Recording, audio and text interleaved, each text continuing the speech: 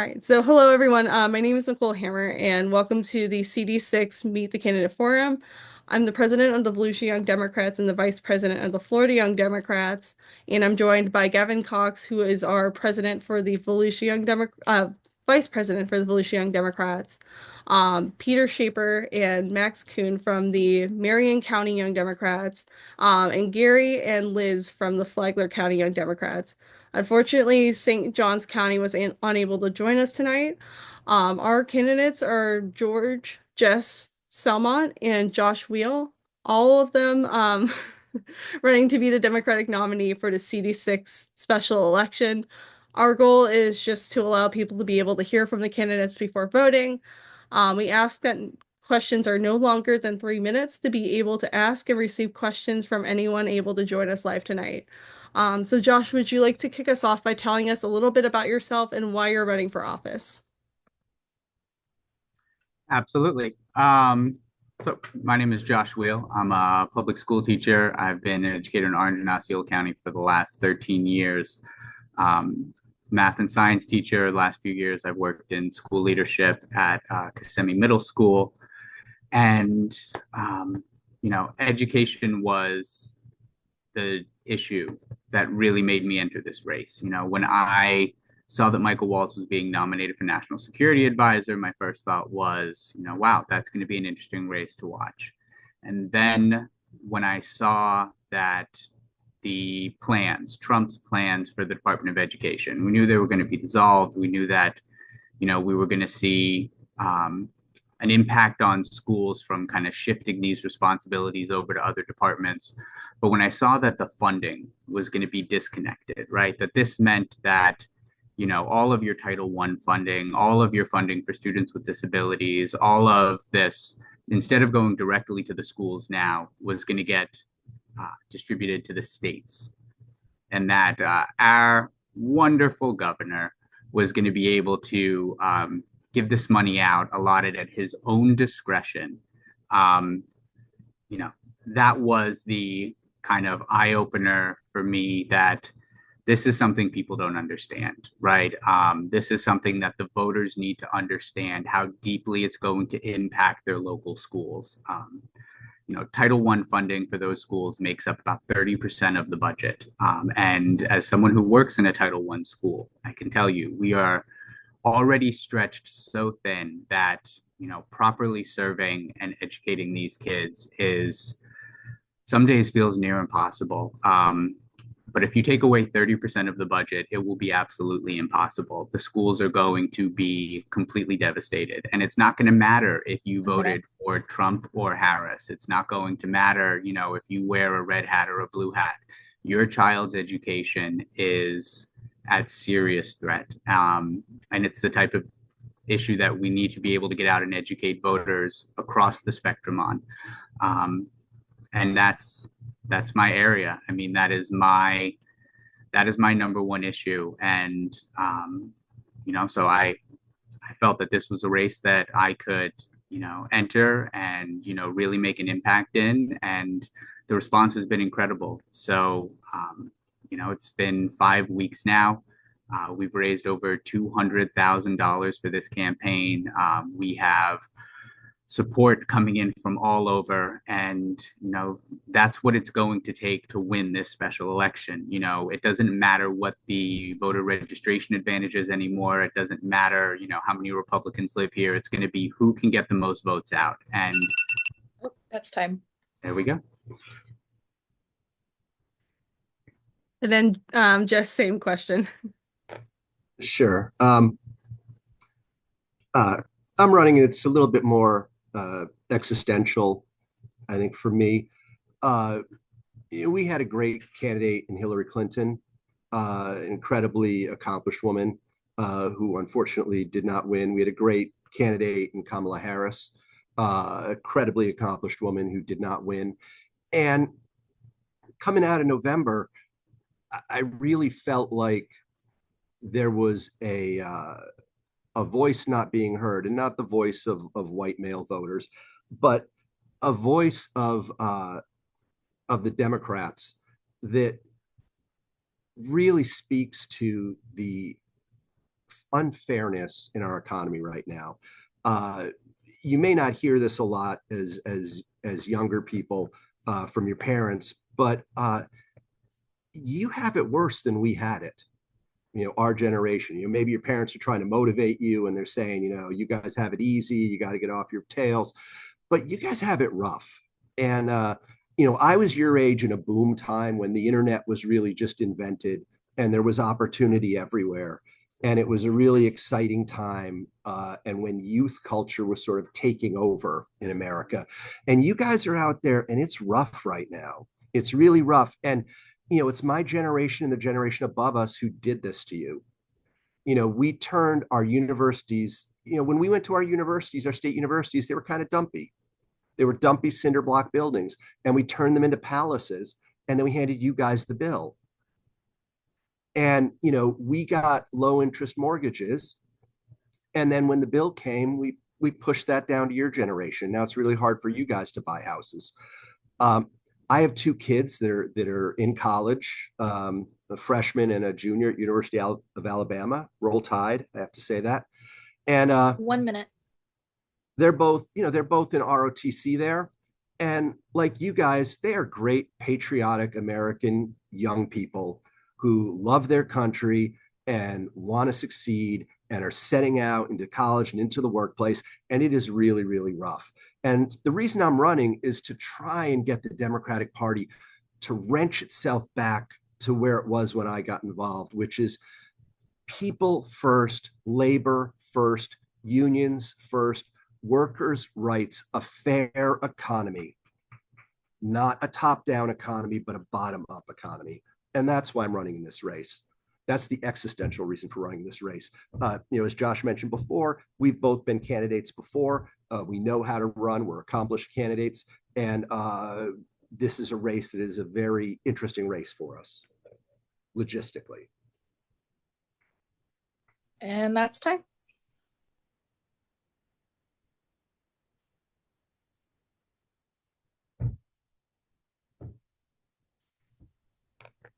Gary, I think you're up. Oh, sorry. I thought you were going to call me. Well, thank you so much for being with us today. We hope to get some insight on both of your campaigns. My name's Gary. I represent Flagler County. And I was just wondering, what is your first order of business if elected to this position? Who would you like to start first, Gary? I'll go ahead and start with Josh.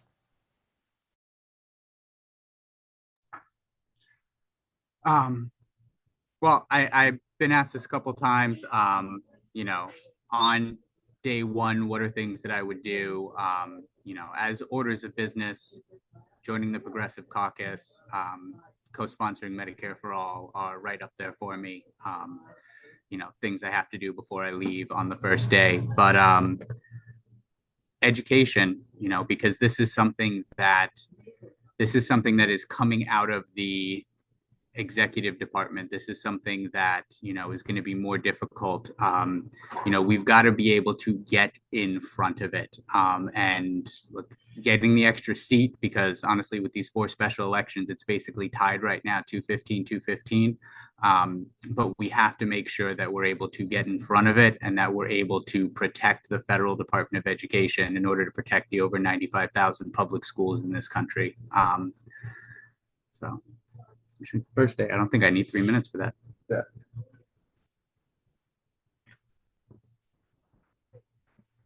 Yeah. My first day, I'd really be interested, based on our district, in being on the agriculture committee. I think that we have these 6 counties are really pretty unique. They go from seaside beach towns to a city in Daytona, and then to farmland and swamp and forest. And I think that what we're doing in this district is economically is wrong. We're plowing under our fields, and instead of planting crops like cabbage and tomatoes and potatoes, we're planting tract houses. And that's not sustainable. I think that young people want to go into farming, want to go into manufacturing. I think what we need to do is seek some federal responses so that we can make land available for young people who want to go into farming. You have situations where you have volunteer zoning boards locally trying to stand up against developers who are paying $85 million for somebody's family farm. How can a farmer say no to that? And how can a local zoning board of volunteers say no to some developers' plans for that? It's just not possible. So we need land use on a federal level to take care of the inheritance of farming properties and to turn farming properties over to young people who want to become farmers and grow things and make things. And that's the second part of that, is that we need to return our economy to an economy where we make stuff. Right now, we're really evolving into a service economy, and we really need to evolve it back where there's a strong manufacturing company, where young people who want to start businesses can afford to start businesses. So that's where I would start, is first with land use and agriculture. All right, I believe it's my turn. Yep. Okay, my name is Max Kuhn. I'm the communications director in Marion County, and both of you just kind of touched on it. This is a larger county, or a larger district, and it's a diverse district from Bellevue to the coast. So there's a lot of people that you would be representing. What do you see as top priorities in kind of such a diverse district? I'll go first. I'll take this one first. For me, it's land. It is how we use our land and infrastructure around our land. In most places in this district, the groundwater is becoming polluted from seawater coming up through the soil, whether it's on the coast or inland. On the coasts, we are getting battered by storms, and the way of life is going to change. Roads that never flooded before now flood in a light storm. So the biggest issue holistically for the 6 counties is definitely has to do with land. And incumbent in that is also insurance. We have a state by state insurance rubric in this country, and it's causing people in Florida to lose their homeowners insurance and have skyrocketing auto and homeowners rates. We clearly have to have a national answer to both homeowners insurance and the National Flood Insurance Program, because the National Flood Insurance, sort of like Social Security, is always almost running out of funding and needs to be refunded every year. So we need to stabilize national flood insurance for the people in this district, and we need to work on hardening the coasts and protecting our water system. Those are the major things. Certainly infrastructure, airports, I-95 are very important to this district as well. I mean, the number one issue is affordability. People can't afford to live in Florida in 2025. In Orlando, where I currently live, you're lucky if you can get a 2-bedroom for $1,800 a month. And, even then you have no idea how you're going to afford it. The fact that we go out to some of these more rural areas that are supposed to be cheaper, if you move away from the big city and you look online and it's still $1,800 a month to get a 2-bedroom, is absolutely insane. People can't afford to live. I understand that. I'm a single father of 2 on a school teacher salary, and this ain't easy. There's a number out there that they gave me when I met with the Realtors Association. We're talking with them because one of their big issues is young people aren't buying homes. And I think they understand that young people can't buy homes, but people over 40 in this country, the average net worth is like $217,000 or something. And people under 40, the average net worth is like $6,300. There was a study a couple of years ago that showed that more than 50% of Americans have less than $400 in their bank account. I don't care how low you make that down pay, like 3%. There is nowhere you can live where you can afford a 3% down payment if you don't got $400 in the bank account. Food costs, car insurance costs, gas, the numbers don't add up on what we're making now. I mean, the big answer is that we need to pass the PRO Act and we need to, get rid of Florida being a right to work state and strengthen unions. But people need to be able to live. And that is the number one concern, because it doesn't matter what party you are when you can't afford to put gas in your car or food on the table. Um, this is also an issue that I think, Randy Fine is very out of touch on. If you're the type of person who, can own 6, 7 houses and you decide you want to run in a state Senate race, so you just buy yourself a little luxury condo there so you can say you live in the district. You give me really strong, how much could a banana cost, Michael vibes. People don't realize, a lot of our elected officials don't realize what it costs to live in America today, because it's not a problem that they have to deal with. But it's the number one thing for every single person living in this district.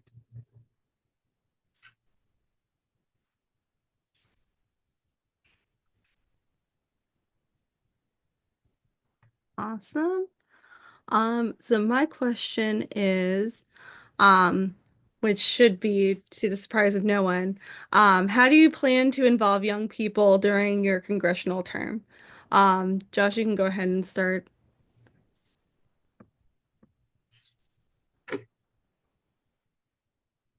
Sorry, I got my own timer here, but I set the wrong one. So the young people today, particularly in politics, are amazing. I am so impressed by this current generation. We saw a lot of it with Max Frost's campaign, but even other young people across the state, like a Cal Tedder, who have run for offices before. This generation has an amazing lack of tolerance for the BS that the previous generations kind of throw at them. Whereas for years, the DECs, and honestly still currently, your DECs, a young person comes in and wants to run for office, there's a lot of, well, you need to wait in line, and, you need to wait your turn, and you need to get in place. And really, it's a system that's designed to, break you down over 10, 15 years until you're willing to do things exactly the same way they do them. So that way there's never any change. And the young candidates that have been coming through and just saying, screw that, I'm running now, have been absolutely amazing. I mentioned earlier in the last place we were speaking, some of the most popular Democrats in the state are Maxwell Frost, Anna Eskamani. And, these are people who didn't wait their turn, and they don't compromise their values, and they serve absolutely everyone in the community. Anna Eskamani has an incredible reputation and is widely regarded even among Republicans across the state for how she responded and drove way out of her district, helping and supporting people during the unemployment crisis a few years back. So I love this new generation and what they're bringing to politics. And I have some young Dems on my campaign staff, as you'll already know, and plan on, really making sure that we have young people who understand the needs in the community, who are not disconnected from it, and who have that desire to make change, filling my offices. One of the nice things about this district being so spread out is that, Mike Waltz has 3 congressional offices here. So we can hire on and staff a lot of people to make sure that we're getting out and helping a lot of people in the community. And I plan on making sure that, this next generation, with everything they've showed me, are a huge part of that.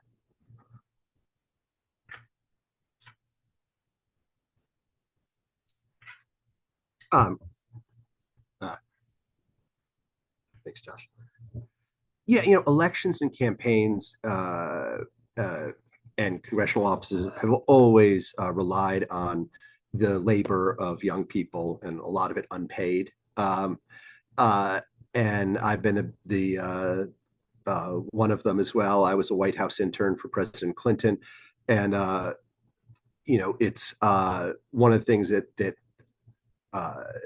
that really affects young people in politics, is the inability to live in Washington, D.C., to afford to live in Washington, D.C., and to afford to get the opportunities that other kids have with campaigns and with candidates. I think that what Josh said is great, that working in local offices of your representatives is a very important way to get involved and stay involved.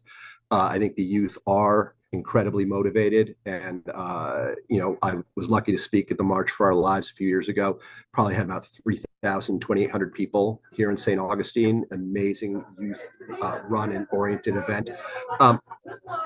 So I think the main way that I would want to work with younger voters in my office is that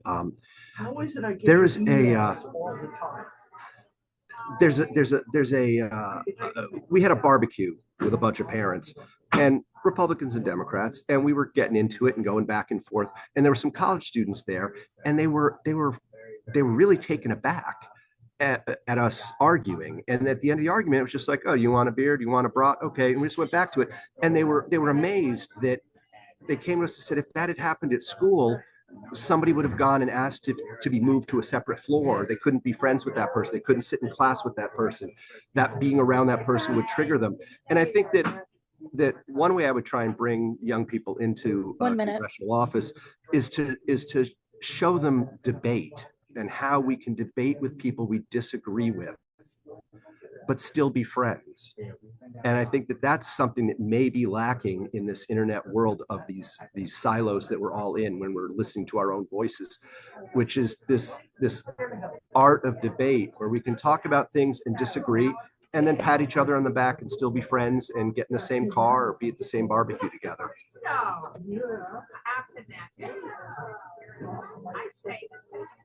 So for those who can't see what's happening on the other side of the screen, the St. John's meeting that we were attending before coming here, why we're sharing this screen is just letting out. So a little bit of background noise. We'll let them know that we hope that Seth feels better. Awesome. All right. Peter, I think it's your turn.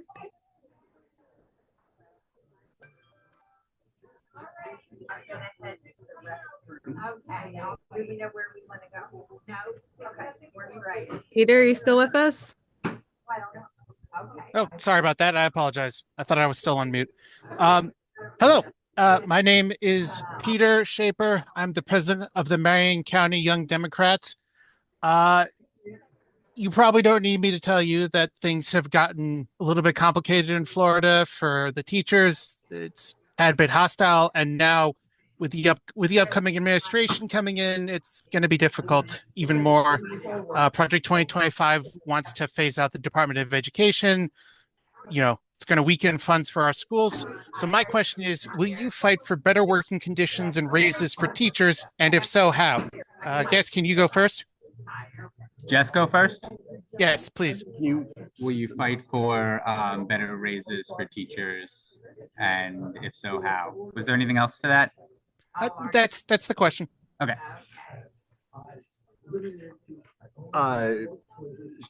Short answer to that, unfortunately, I have teachers in my family. My sister, my brother, both one's an elementary school music teacher and one is a high school chair of her language department. So I'm very empathetic towards the plight of teachers and teacher pay. The short answer is that it's really a local issue, teachers pay. So I don't think that on the federal level there's anything that I would do to try and get teacher higher pay. I think that there is student loan relief and other efforts like that that we can address to make education easier for teachers. Obviously, the Social Security bill that just went through makes better pensions for teachers because it doesn't carve out the Social Security benefits like it used to. So I would certainly work on federal solutions that helps people become teachers, help people get continuing education as teachers, and help people retire better as teachers. But in terms of teacher salary, to me, I think that's really a local issue for school boards to decide. All right. Now, y'all know this is one that I've thought about a lot. as someone living off a teacher's salary, what do you do? And he mentioned it comes down to the local school district. More than anything, comes down to the state. I mean, one of the reasons why we struggle so much is because Florida has the lowest per student funding of any state in the country. But I have come up with a very unique and simple solution to, one, help make sure that we acquire staff, recruit, maintain teachers, and also to make sure that we improve their economic situation regardless of what state or school district they work in.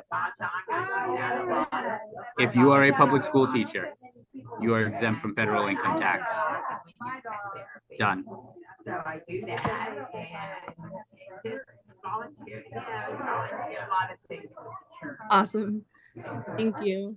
And then Gavin, I think you have the last question for our Young Dem chapter portion of this forum. Yeah, awesome. Hi guys, I'm Gavin. In case you don't know, I'm Vice President of the Volusia Young Dems and President of Daytona State College College Democrats.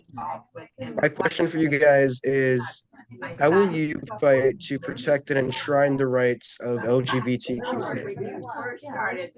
How would you fight to protect and enshrine the rights of the LGBT plus community? Yeah, Josh can go first. Oh, I'm first this time. It's human rights at this point. I mean, it feels like it should go without saying that, every human, every person in America should be protected with, equal rights, afforded all equal opportunities. It is abhorrent that for the last 6 years we've been sliding in the wrong direction on that. It's an issue that really comes down to the Supreme Court, and shy of that, we need to be pushing for a constitutional amendment. We need an equal rights amendment that specifically protects all Americans on basis of gender, on basis of sexuality. We need to be fighting and organizing to bring this up at the highest level, which is to ultimately make sure that it is explicitly defined in our Constitution that all people deserve these rights, not just, rich white people.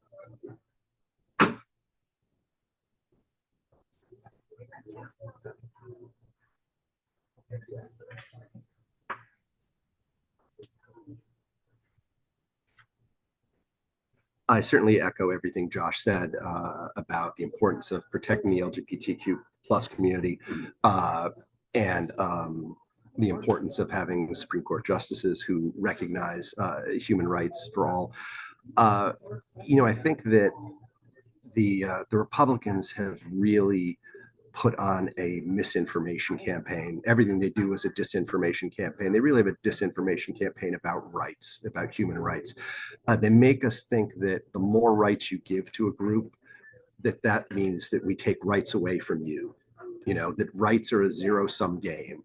And that's totally false. It's not the way that the world is. Rights, I've said this before, rights are more like cash in your pocket. Like the more rights you have, the richer you are. And as a country, we want to be, the wealthiest country in the world. We want to be rich with human rights, and we want to have more of them. And giving people rights doesn't take them away from other people. That was the big argument against gay marriage, was it's going to lessen marriage somehow. And you all can see that having gay marriage does not lessen marriage for straight couples. It makes more marriage. It makes marriage better.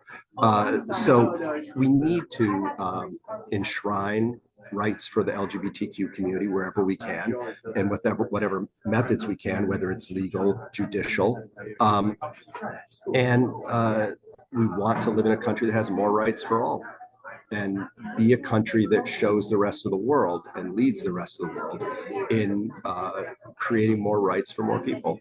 So it's very important to the campaign, and it's a very important issue for Florida.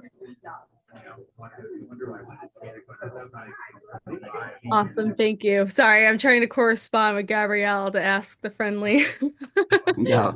folks to These are great questions. Really appreciate you guys. Awesome. Well, that concludes our Young Dems portion of it. So we're now going to go ahead and take questions from the audience. I know one of our Young Dems, Asher, has been politely waiting for his turn to ask you guys a question. So we'll slowly start having people ask you guys questions. Yeah. Yep. So Asher, go ahead. All right. Thank you, Nicole, and thank you all so much for being here tonight. My name's Asher. I'm president of Stetson College Democrats and also a member of Volusia Young Democrats. Before I ask my question, I just want to say we at Stetson College Democrats look forward to supporting whoever is the Democratic nominee for this race. But my question is, this is obviously going to be a difficult race. So I just wanted to hear some of your strategies that you have to win this election. Thank you. You went last, so you're first, right? Okay, yeah. This is a good question because I think we have differing strategies, the two of us. I'll give you just the blanket, which is that this is a district that would not be in play. It is a 70-30 district, with 70% Republicans and no party affiliates, and 30% Democrats. So it's not a district that would normally be in play. Special election is very interesting because it's going to have low turnout, as special elections do, because it's a strange time of year, and it's also we have a historically unpopular and non-local Republican opponent, presumptively. Josh and I seem to have two different strategies. My strategy, frankly, is that I need to attract Republicans and independents to vote for me. So I need to be a Democrat that Republicans can vote for. And I'm running as a moderate. I am a moderate Democrat. And I think that that's the way to win this seat. It's very important to win this seat. And that's my path to victory here is, frankly, being a Democrat Republicans can vote for. And it's the strangest thing you'll ever hear on a Young Democrats forum, but that's what I see as the path to victory here in this district at this point in time. And I know Josh has a different path. Yeah, I'm a progressive. I say it with my chest. It is not. So I don't think Republicans are ever going to vote for a Republican light. If you offer them the full flavor or the Bud Light version, they're going to choose the full flavor every time. I don't hide the fact that I'm progressive, and honestly, the conversations I have with Republicans when we're out canvassing, when we're out in the communities are fantastic. I had one guy the other day ask me, to start. He's like, "Well, wait. Are you a Joe Biden Democrat, a Bernie Sanders Democrat, or an AOC Democrat?" And I went, "Well, sir, I'm a Bernie Sanders Democrat, And I think I said a little more than that, but I got a timer here. And he's like, "Good, he's the only one of them I, don't think is full of." They have the same problems we do. In my last campaign, when I was going down, I spent a lot of time in rural areas, having conversations with people. They've been told that, Medicare for all is socialism or communism or some other buzzword to scare them. But then when you talk to them, they'll tell you that I can't afford my medication. I can't afford to go to the doctor. I can't afford my insulin. They need the same solutions. I had one guy, he's adamant he hated Medicare for all. So I was like, fine. I'm like, well, then, help me out here. Can you tell me what type of legislature, what do we need in healthcare, right, that would actually work, that you would support? And he's like, I need y'all to get rid of the insurance companies, and just make a system where, when I'm sick, I can go to the doctor, and when, I need medicine, I can just go get it, and that, just Americans are taken care of. Wildly different from Medicare for all, but 1 minute. We have what they need. They've just been told that we don't. They've been lied to over and over again on 24-hour TV cycle for the last 2 decades. And that's why we got to have real conversations with them. You know, getting out in the community, having those real conversations is how we're going to steal Republican votes. Also, you know, there is no name up ballot to bring people out. People are going to have to come out because they want Randy Fine. And that is as disgusting as it sounds. People are going to have to want Randy Fine. There is nothing else to vote for. There is one bubble that you get to fill in, and they're going to have to get out of their car, get up in the morning, plan time in their day on a Tuesday to go down to their polling site, wait in line, and circle in the one next to his name. You know, how many of those is he going to get out? You know, we have the money to be able to make sure we get our messaging out, that we're door to door, that we get enough people out. Expected turnout on this is somewhere, you know, between 30 and 50. I know, I'm going to finish the sentence. 30 to 50,000. Bishop Stockton got 143,000 votes in his crushing defeat last November, right? We don't even have to get all of them to win in a landslide, right?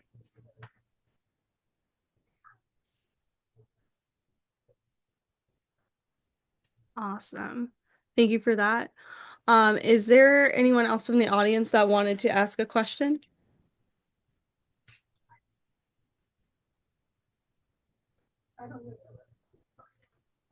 Oh, you can go off mute. Hi. Hi, folks. You can tell I'm not a young Democrat anymore. I'm a pretty old Democrat. So you're going to have a strategy. One of you guys is going to be up against a Republican. So you're going to need to attract Republican votes. You're also going to have to realize that many of the people who are going to vote in this election are probably going to be in my age cohort. What do you say to people my age? How are you going to get older people like myself, some of whom may simply be attracted by an R or a D? What will you say to people in my age group to get them to vote for someone like one of you gentlemen? That's my question. You know, not to play towards tropes or anything, but we have to protect Social Security. Social Security is something that you've paid into your entire lives. It is not a freebie. It is not a handout. It is not, you know, anything else that the Republicans want to call it. It is a system that people have paid towards to have security, so that way they can retire. And every American should have a right to retire.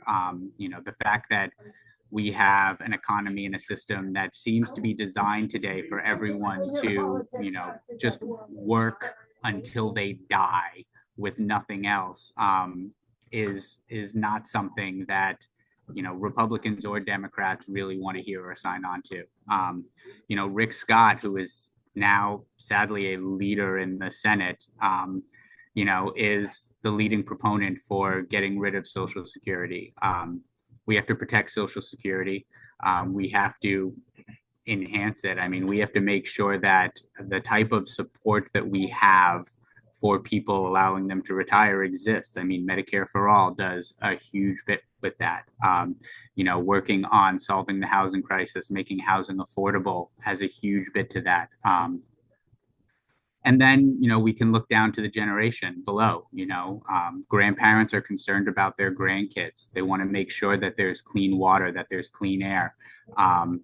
It's been a handful of Republicans who have told me that they are unhappy to hear that any corporation that donates $1 billion to the government gets, you know, completely exempt from destroying our environment for the next 4 years.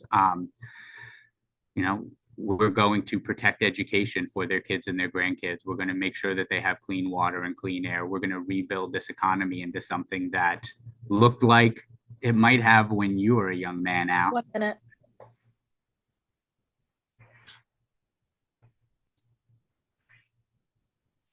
Obviously, preserving and protecting Social Security is paramount, and it is God, it is a giant pile of money, and Republicans so want to get a hold of it.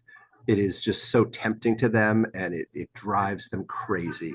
And we obviously have to protect that big pile of money from Republicans and their attempts to privatize it and invest it on behalf of our elderly population. There's a troubling really troubling societal trend that was going on this fall. Really the way Joe Biden was attacked and the lack of respect that we have for senior citizens and for older Americans in this country is really, it's one of the last areas where we're allowed to sort of discriminate and talk rudely about people. And I think that that's something culturally that we need to change. And both sides are guilty of it. Obviously, Donald Trump is a practitioner of all of the dark arts, and that is one of them. But all of us are too, and we really need to make an effort to to really put senior citizens in this country and older Americans on the pedestal that they belong on.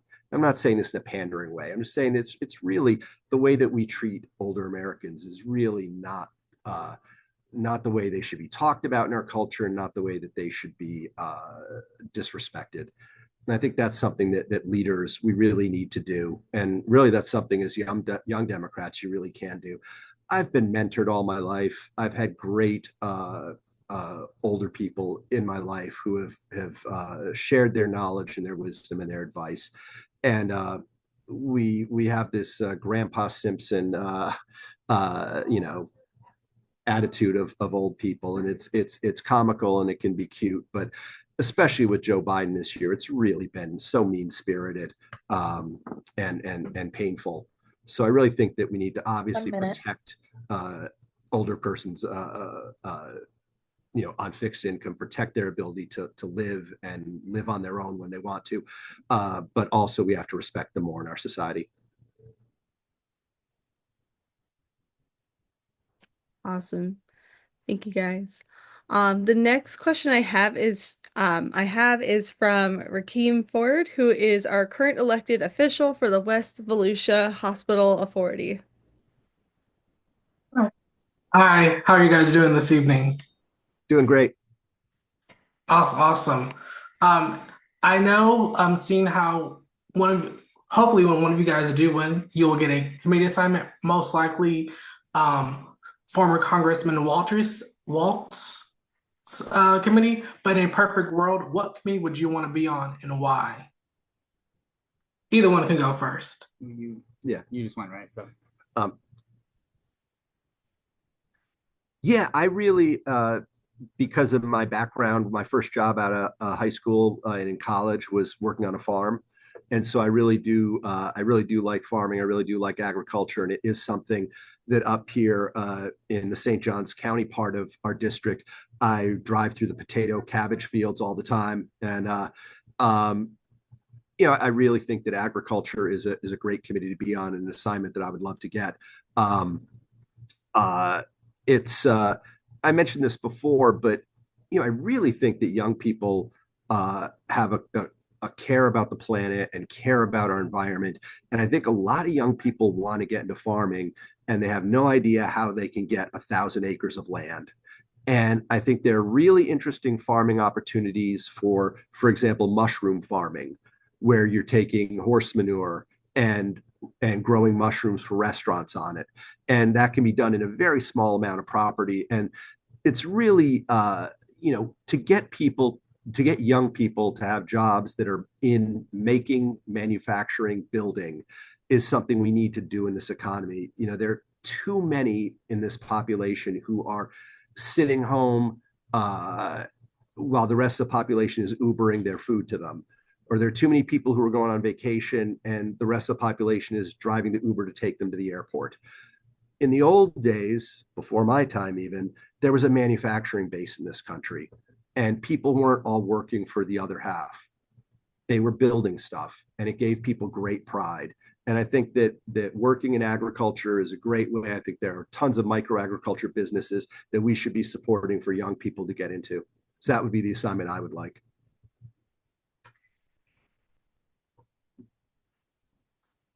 Education.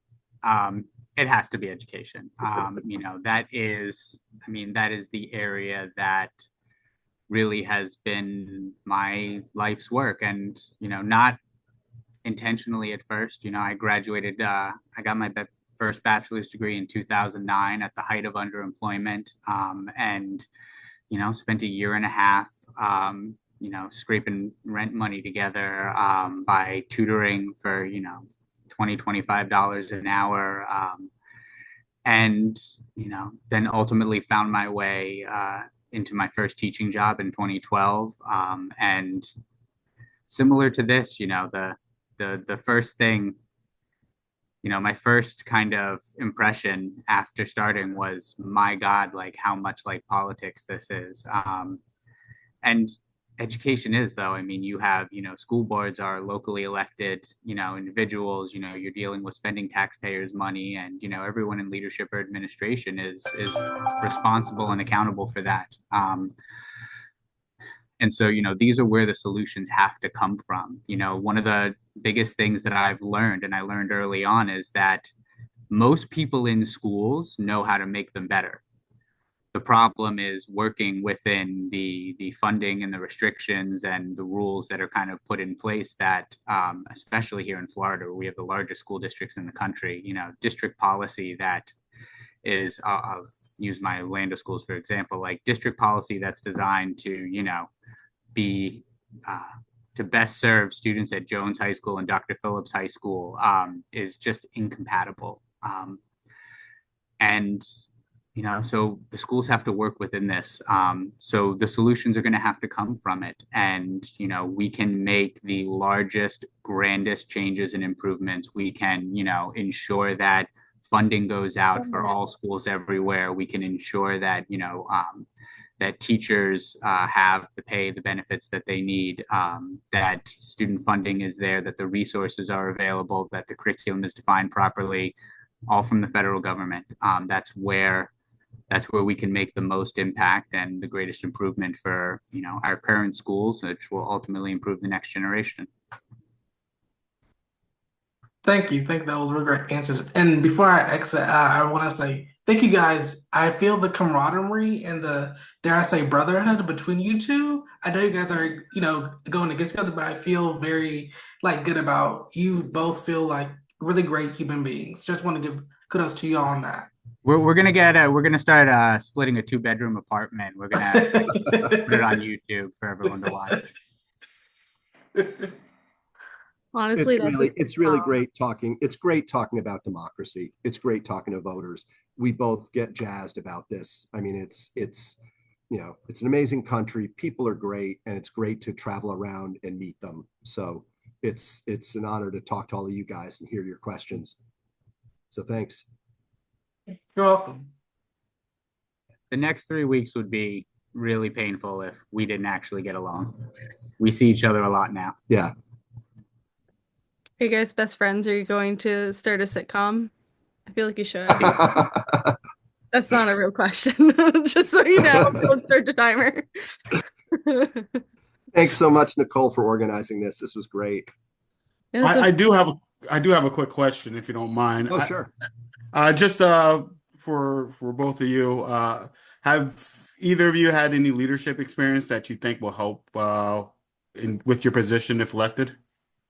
Like in the past, any particular group that you led or anything in the community that you led that might be able to help you in your position? Yeah. In the last 3 years, I've been on school leadership at Kissimmee Middle School in Osceola County, which is not an abstract term. We're the people named on every school improvement plan, in the country.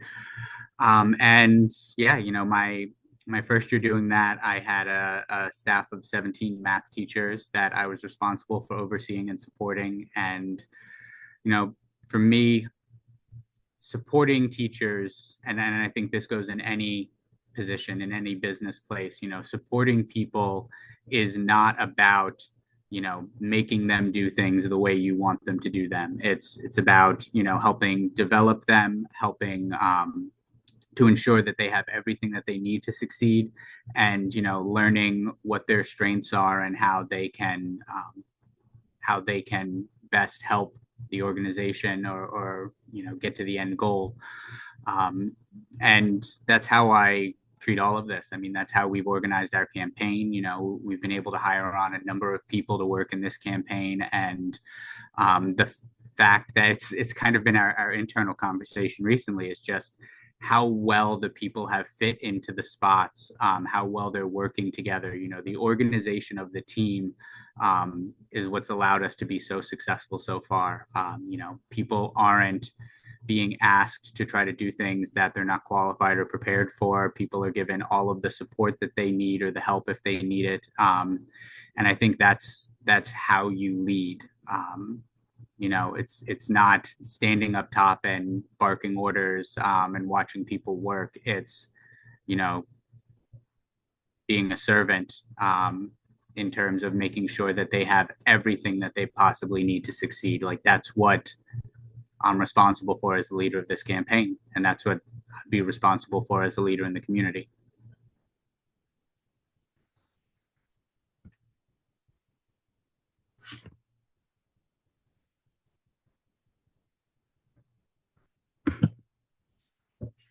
I've been fortunate to have a number of careers in my lifetime where I've been able to lead, and I've taken a lot from that. You know, I've been a film and television producer and director. I've been an attorney. I've had a tech company, and I've been a consultant for NCAA athletic teams. So I've been appointed to a number of government boards and agencies. And I also was the Democratic nominee in 2018 in the fourth district for U.S. Congress. So I've run a campaign before. It's great being able to run a second campaign. It's very short, but I'm doing a better job already. It's you know, you get better at these things. You get better at managing people. The greatest lesson that I've learned about managing people is that people do the part of the job that they like, and they don't do the part of the job that they don't like. And that's kind of what a C-level performer is. They do the part of the job they like, and they don't do the other part. A B-level performer does the part they like, and they do the other part, but they don't do a great job of it. And an A-level performer does the part that they like, and they do the part they don't like. And to be an A-plus manager, to be a great manager of people or a great leader of people, you got to be able to get your team, you've got to see that the parts of the job that they don't like doing, you've got to motivate people to do those parts of the job that they don't like doing. Sometimes they don't like doing it because they don't have an aptitude for it. Sometimes they don't like doing it just because it's hard. And sometimes they don't do it because they don't see that part of the job needs attention or is important to the organization. So I think that, you know, as young Democrats, you know, when you're putting together your campaigns and you're deciding to run, or you're putting together field operations or grassroots organizations, try and think about that. Try and think about what are the parts of the job that you don't like doing, and 1 minute. can you emphasize those parts? And also, can you hire people when you staff up, knowing the parts that you're weaker in? Can you staff up in those areas so that they're not weaknesses anymore? Don't surround yourself with too many people like yourself. You know, surround yourself with people who are different. If you're an early riser, hire some late risers. If you're somebody who likes to take notes or doesn't like to take notes, hire a note taker.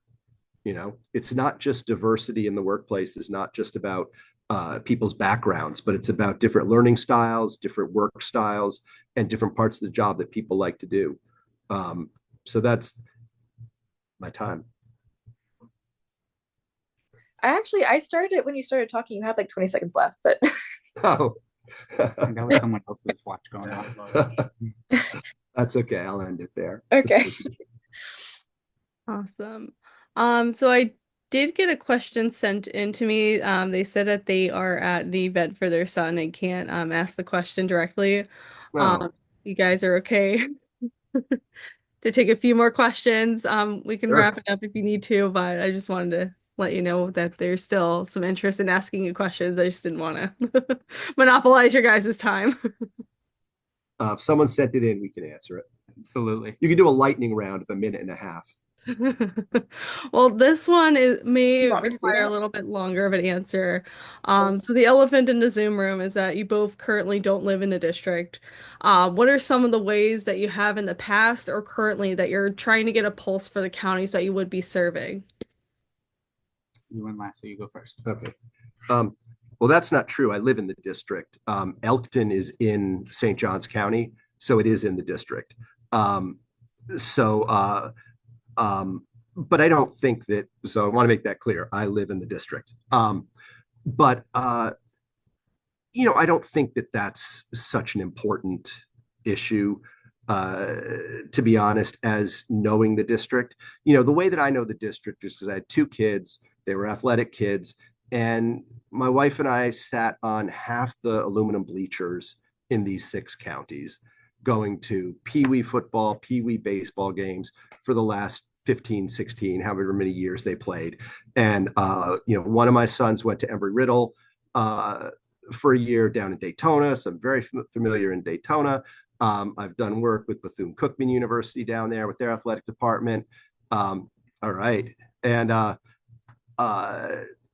and my face is well recognized in Ace Hardwares from Palatka to South St. Augustine Beach to Daytona. So what it's really about is, so I do live in the district. What it's really about is it's an interesting group of people. Historically, the people who have lived here and the people who are moving here. It's the beach communities and it's the farm communities and it's just country folk. And it is country. And people here are independent and Floridians are independent. And there are a lot of people from the north coming down here, but Floridians, for the most part, do not demand a lot of services from their government. And Floridians want to be left alone and want to leave people alone. I think that there's a bad Florida man rap, and believe me, Florida man deserves that. But Floridians are very welcoming of other people and other lifestyles and walks of life and people. So, and this district is emblematic of that. Whether it's Eustis to Palatka to Daytona Beach to Ormond Beach to Flagler to Palm Coast to St. Augustine Beach, over to Elkton, Hastings, you name it. It's a great place to live. It's a great place to raise your kids. And, I think if you're 10 miles out of it or if you're in it, as long as you're somebody who is recreated here and, if you've seen a manatee, then you can run for office here. You seen a manatee? I have. So Josh has seen manatees. We have manatees swim by our house. It's, I think that that's a little bit of a red herring. We can both represent this district really, really well. Randy Fine's a different story. I mean, Randy Fine is not somebody who's interested in learning this district. He's not somebody who's interested in being one of us here. Oh, that's time.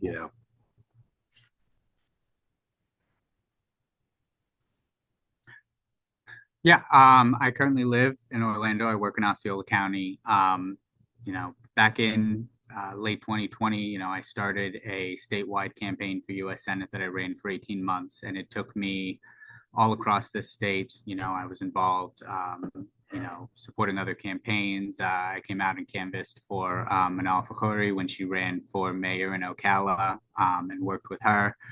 I've spoken with people and more importantly, listened to people all across the state. And as Jeff said, an incredibly diverse state. I mean, most states don't have, Miami is nothing like Orlando, is nothing like Tampa, is nothing like St. Augustine, is nothing like Destin. Like most states don't have what we have here in Florida. I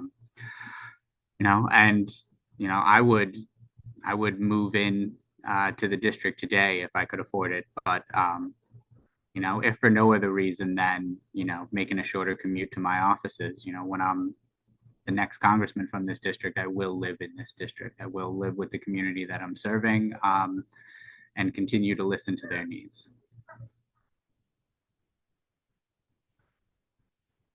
Awesome. Thank you guys. Does anyone else have any questions for our candidates? If it won't take too long, I was just wondering how each of you feel about your fundraising. I mean, ecstatic. It's been greater than anything that I could have predicted. In terms of some of the early numbers of what I thought that we would have to get to in order to be able to get out to enough voters, and get our message out, we're well beyond that. And my fundraising team has just been doing such an incredible job.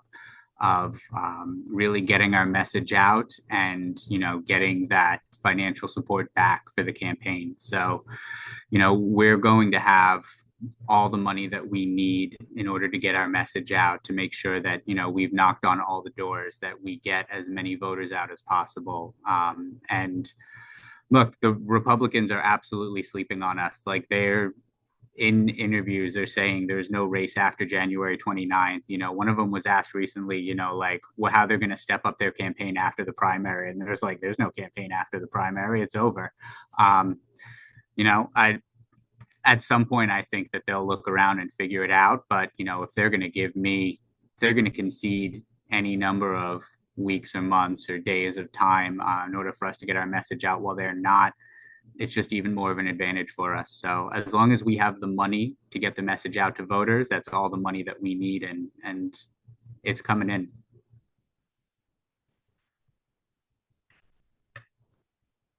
We're very happy as well. We haven't sort of been announcing it or anything, but we have over $100,000 cash in the bank right now. We're raising money every day. Like Josh, we have different philosophies, but we're going to spend the money we need here. For us, the issue is, we're assuming that we're going to be in this till the end. And we are trying to get through the primary spending as little as possible, quite frankly, because for the general election, we're going to need to spend as much as possible. So, so we feel that people around the country are really interested in this race. They're going to keep getting interested in this race. Look, there are two TV networks. All they do is cover politics, Fox and MSNBC, and we're the only two races in town in the country this season, this winter. So we're going to get attention, and we're going to bring in the money that for this race. But for me, the key is I'm not necessarily trying to do a voter outreach. I'm not trying to drive turnout. That's the Florida Democratic Party's job. My job is to persuade the voters that I need to get through the primary and to move on to the general election. So we have a little bit of a different approach to it. Josh has a more maybe holistic approach to it, and I'm taking a narrow approach to it. But we both have a lot of money in this race, and I think that Democrats should puff their chests out a little bit and be a little bit proud of having some candidates who can bring some money into this and can represent for the district, because we haven't been able to have this in a while, in at least 6 years, 8 years. I don't know. So yeah. So we're both fundraising. We're fundraising like mad, and we have cash on hand, and we're spending it. So it's a good time to be a t-shirt salesman in Daytona Beach, or a sign printer. It's definitely a good time to be a sign printer.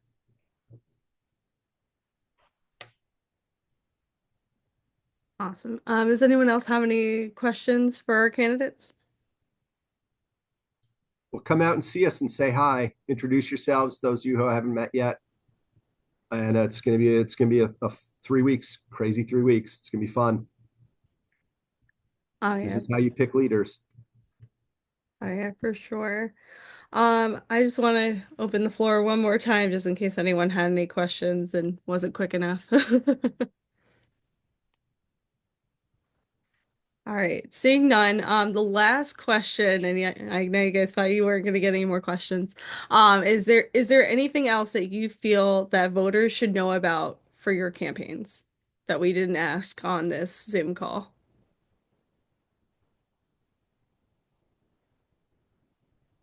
I mean, I think we've hit a lot of it, so I'm going to say, let's use this time to plug our own sites. You can find out more about my campaign at joshweil.us, joshweil.us. There's opportunities there to sign up to volunteer. We have phone banking, text banking, canvassing, lit drops, all sorts of opportunities out there. We won't need as many boots on the ground as possible. Even in this primary, getting that voter number as high as possible is incredibly important, because the number of people who vote in this primary there's going to be a very high conversion into how many of them vote in the general. And so the more we get now, the higher our floor is to add to it, because that's the big goal. The ultimate thing is you have to get more votes than Randy Fine on April 1st. And so, you know, the best way to do that is by making connections with the people, getting out there, and getting the message across in person. You know, people forget ads, people forget mailers, but you know, they remember the people that they've met and the way you made them feel. So we're going to be out there at doors everywhere across all 6 counties, and you're welcome to join us.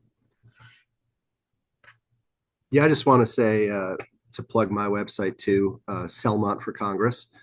And I think that you will see differences between the two of us when you go to our websites and check us out. I'm really proud of our website. I'm proud of the content on there. I'm proud of the videos on there. So check it out and look at it and see. But I think that my campaign has an opportunity to show a path to Democrats around the country as how to take on a MAGA opponent in the future. And I think that this can really be instructive for Democrats around the country watching this race. So please check out the website and come see us when we're in town and reach out to us on socials, et cetera, and be involved Democrats. I really appreciate you guys being on this and organizing this, Nicole. Awesome. Thank you guys so much for taking the time to speak with us today.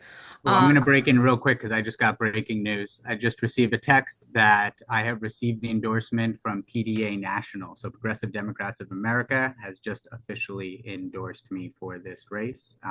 So you'll see that on social media later, but you'll get to be the first to know. Nice. Awesome.